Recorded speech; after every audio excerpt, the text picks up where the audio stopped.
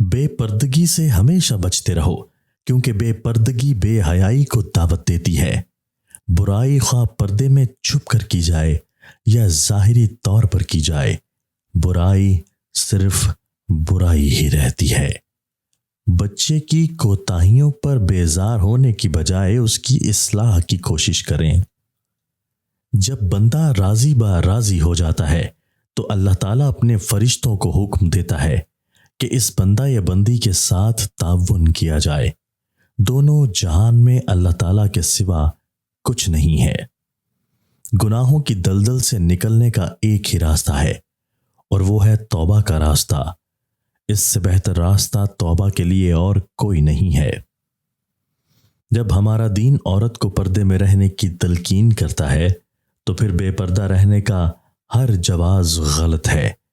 پردہ عورت کی زینت ہے، جبکہ شیطان ہر عورت کو بے پردگی پر ابھارتا ہے۔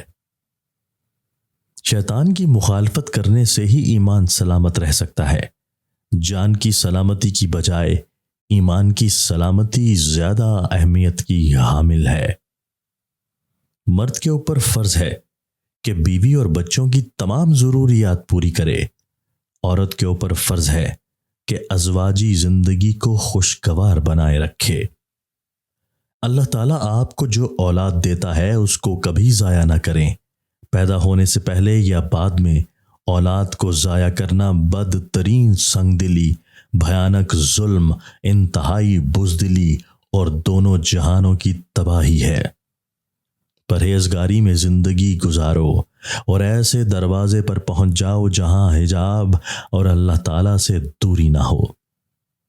بچوں کی ہر خواہش پوری کرنا بہت بڑی غلطی ہے۔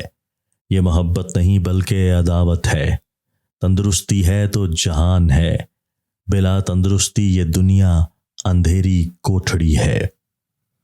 شکر الہی ادا کرتے رہنے سے حصول نعمت ہائے الہی ہوتی ہے۔ کام کوئی بھی مشکل نہیں ہوتا، ارادے کی پختگی ہر کام کو آسان بنا دیتی ہے۔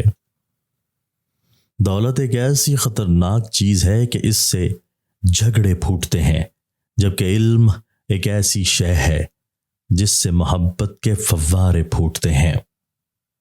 نہاتے وقت کان میں پانی چلا جائے تو کان میں سرسوں کا تیل ڈال کر الٹے پاؤں چلنا شروع کر دیں، فوراً کان کا پانی نکل جائے گا۔